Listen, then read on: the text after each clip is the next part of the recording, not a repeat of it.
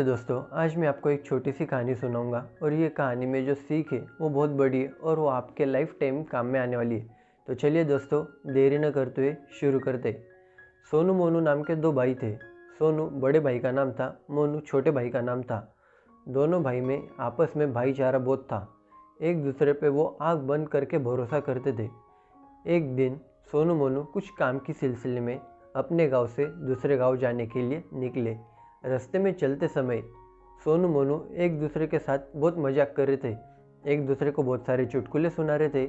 तभी सोनू ने मोनू को एक छोटा सा चुटकुला सुनाया। मोनू को पसंद आया, लेकिन जब रिप्लाई में मोनू ने एक छोटा सा चुटकुला सोनू के ऊपर सुनाया तो सोनू को गुस्सा आया कि मेरे भाई ने, जो मेरा छोटा भाई है, उसने मेरे ऊपर ऐसा चुटकुला कैसे सुनाया। क्योंकि वो चुटकुला तो सही था, लेकिन उसका जो मीनिंग है वो सोनू ने एक अलग एंगल से देखा। इसलिए उसे ऐसा लग रहा था कि इसने मेरे साथ बहुत गंदा मजाक किया है। इसलिए सोनू ने एक ज़ोर से कान के नीचे मोनू को लगा दिया, एक ज़ोर से थप्पड़ मारा। मोनू को समझ नहीं आ रहा था कि आज मेरे भाई ने मुझे थप्पड़ क्यों मारा। ऐसे तो मैं बहुत सारे मजाक करता हूँ मेरे भैया के साथ, लेकिन वो कभी ऐसा करते नहीं मेरे साथ, आज ही क्यों किया। तभी उसने एक लकड़ी ली और ज़मीन पे लिख दिया कि आज मेरे बड़े भाई ने मुझे थप्पड़ मारा। इसके बाद सोनू मोनू दोनों अपने रास्ते में आगे तो चल रहे थे, अपना जो कार्य करना है वो तो उन्हें करना ही था, लेकिन उन दोनों में मन मुटाव होने की वजह से एक दूसरे से बात नहीं कर रहे थे। सोनू आगे चल रहा था तो मोनू पीछे चल रहा था। मोनू का चलते समय जो पैर है वो एक खड्डे में फंस जाता। जैसे ही पैर खड्डे में फंस जाता वो ज़ोर से चिल्लाता, बचाओ बचाओ। सोनू पीछे मुड़ के देखता और जैसे ही वो पीछे मुड़ के देखता उसे पता चलता कि जो मेरा भाई है उसका पैर खड्डे में फंस चुका है, इसलिए मुझे मदद करनी चाहिए। इसलिए वो भग के तुरंत मोनू के पास जाता और मोनू का पैर खड्डे में से बाहर निकालता। जैसे ही मोनू का पैर खड्डे में से बाहर आता, सोनू मोनू को लेके एक झाड़ के नीचे उसे विश्राम करने के लिए ले जाता। इसके बाद मोनू तुरंत हाथ में पत्थर लेता और जो झाड़ को वो टेका लेके बैठा था, जहाँ वो रेस्ट कर रहा था, वो झाड़ पे वो लिख देता कि आज मेरे बड़े भाई ने मेरी मदद की। सोनू को समझ नहीं आ रहा था कि मेरा भाई क्या कर रहा है। मैंने इसको जब थप्पड़ मारा तब ये ज़मीन पे लिखता, जब ये मैंने थोड़ी सी मदद की तब ये झाड़ पे लिखने लगा, ये ऐसा क्या कर रहा है।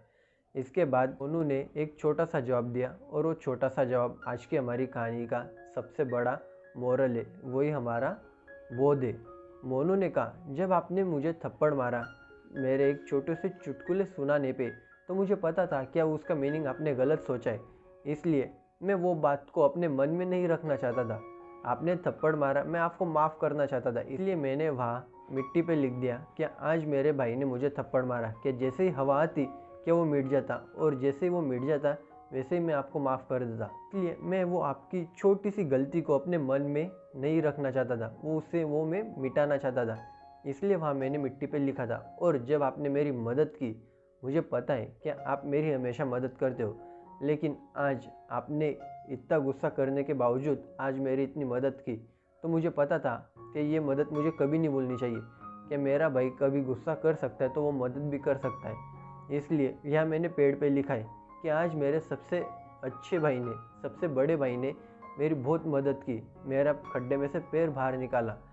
इसी के साथ दोस्तों हमारी ये कहानी ख़त्म हो जाती है। कहानी में एक मोरल था, वो ये था कि अगर आपस में कोई आपका बड़ा भाई छोटा भाई कोई गलती करे तो उसे माफ़ कर देना चाहिए। आपके रिलेटिव्स में, सिर्फ भाई में नहीं, आपके रिलेशनशिप में अगर कोई छोटी मोटी गलती करे तो उसे माफ़ कर देना चाहिए। अगर कोई हमारी मदद करे, फिर वो दोस्त हो या हमारे रिलेटिव्स हो, कोई भी हमारी मदद करे तो हमें एक बात हमेशा याद रखनी चाहिए कि वो मदद को कभी भूलना नहीं चाहिए।